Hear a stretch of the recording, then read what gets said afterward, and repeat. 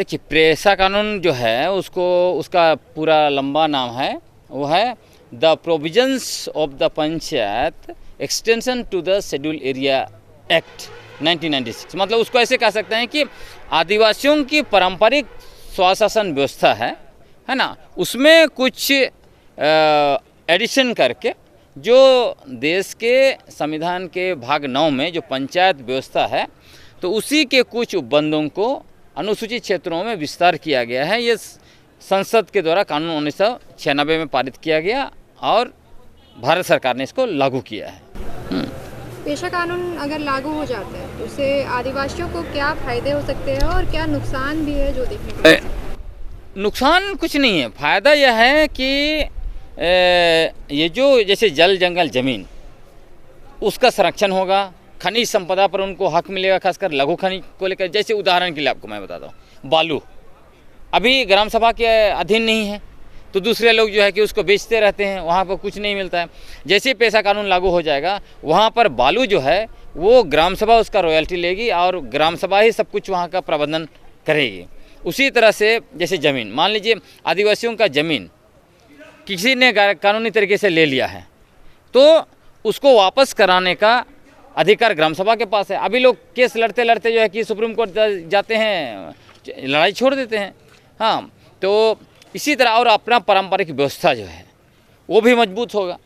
तो इसमें और भी बहुत सारे प्रावधान हैं, जिसको 23 प्रावधान है पूरे कानून में, और उसी को लागू करने के लिए नियमावली सरकार बना रही है, लेकिन वो नियमावली सही नहीं बना रही, इसलिए हम लोग उसके विरोध में जनता को गोलबंद कर रहे हैं। पेशा कानून जो है सिर्फ आदिवासियों के अधीन में है, उनके लिए लागू हो रहा है, तो जो आदिवासी समुदाय से नहीं है उनके लिए ये किस तरीके से इसको देखेंगे? देखिए, वो ग्राम सभा की बात करता है ना, 5th शेड्यूल एरिया में ग्राम सभा की बात करता है। तो वहाँ पे कई एक ऐसे गाँव आपको मिलेंगे जहाँ पे आदिवासी भी रहते हैं, दूसरे समुदाय के भी लोग रहते हैं, तो सभी लोग ग्राम सभा में बैठते हैं।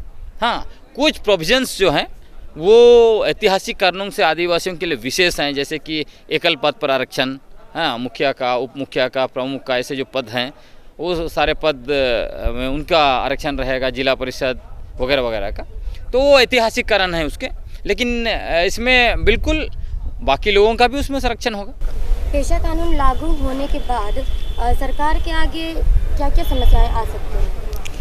देखिए, समस्याएं तो आते रहते हैं, मतलब समस्या आ सकता है। कुछ लोग बोलेंगे कि हमारा, खासकर जो दूसरे लोग जो रहते हैं वो अभी से कह रहे हैं कि पेशा कानून लागू होने से हमारा जो हकमारी होगा, कहीं पे महिला लोग को भी आप सुनेंगे। लोगों की अपने अपने विचार है, हम लोग लोकतंत्र में रहते हैं, लोगों को अपना विचार रखने का अधिकार भी है। लेकिन संपूर्णता में अगर आप देखेंगे तो चूँकि यह ऐतिहासिक रूप से आदिवासियों के लिए बनाया गया है, तो ये देखना पड़ेगा कि जब लागू हो जाएगा पूर्ण रूप से, तब वहाँ पर मतलब क्या होता है, क्या क्या चीज़ें और निकल कर आती है।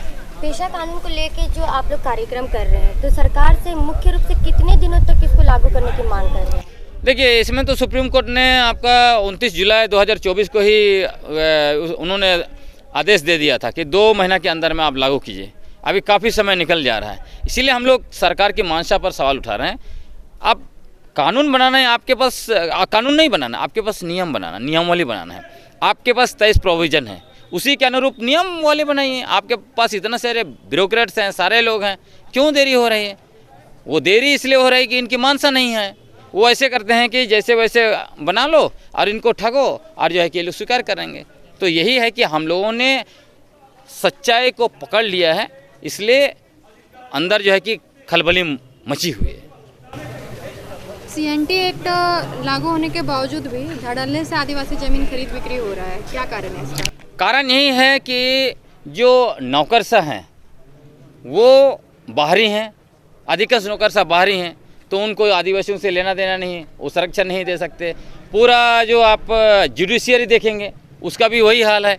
तो हर जगह पे बाहरी तत्व हावी है, इसलिए आदिवासियों को अपनी ज़मीन, अपना इलाका और अपने अधिकारों को संरक्षण करना मुश्किल हो रहा है। इसलिए अब पूरा रांची अब देखिए, पूरा खूंटी, जैसे जैसे टाउन बन रहा है, सारा का सारा आदिवासी ज़मीन जो है कि दूसरों के हाथ में निरंतर जा रहा है। बेचने वाले आदिवासी हैं बहुत सारे। तो देखिए, उसमें आपको ये देखना पड़ेगा, बहुत सारे दलाल वहाँ पे डरा रहे हैं, धमका रहे हैं, कहीं पे मान लीजिए ज़रूरत है पैसा दे दिया, फिर उसके बदले में ज़मीन मांग, उसमें बहुत सी चीज़ें हैं। ऐसा नहीं कि आदिवासी लोग बेचना चाहते हैं ज़मीन, तो उसमें आपको बहुत सा मसला है। आप सिंपल से देखिए ना, जैसे रांची में 4000 केसेस जो दखल दिहानी मतलब आदिवासी जीत चुके हैं, वहाँ पे डीसी दखल दिहानी नहीं दिला रहे हैं। अगर डीसी चाहेंगे तो कौन सी वो दखल दिहानी नहीं करेगा, तो वो नहीं चाहते हैं, इसीलिए ऐसा हो रहा है। पेशा कानून जब भी लागू होगा तो ज़मीन लेकर के पहले बहुत मतलब लागू तो हो चुका था, अभी जो कानून लागू होगा उसके तहत जो पहले ज़मीन खरीद चुके हैं उनके ऊपर कार्रवाई होगी। निश्चित रूप से कार्रवाई होगी, क्योंकि पेशा कानून देखिए 1996 से लागू है। जब कानून बना तो उसी समय में राज्य सरकारों को 1 साल का वक्त दिया गया था कि आप अपने अनुसार जो है कि कानून बनाइए। अगर आप कानून नहीं बनाएंगे तो यह सेंट्रल लॉ स्वतः लागू हो जाएगा। तो कानून ऑलरेडी लागू है, बस उसको नियमावली बनाकर जिसको विधिवत लागू करने कहते हैं ना, वो नहीं किया गया, बल्कि कुछ प्रावधानों को JPRA 1 में डाल के तो ऐसे लागू कर दिया गया है ना। तो जब लेकिन उसमें चालाकी से ये ज़मीन वापसी वाला नहीं डाला गया। यही सब तो हम लोग कह रहे हैं, ज़मीन वापसी का मामला वहाँ पर नहीं डाला, वहाँ पे भूमि अधिग्रहण को लेकर ग्राम सभा को साइड कर दिया।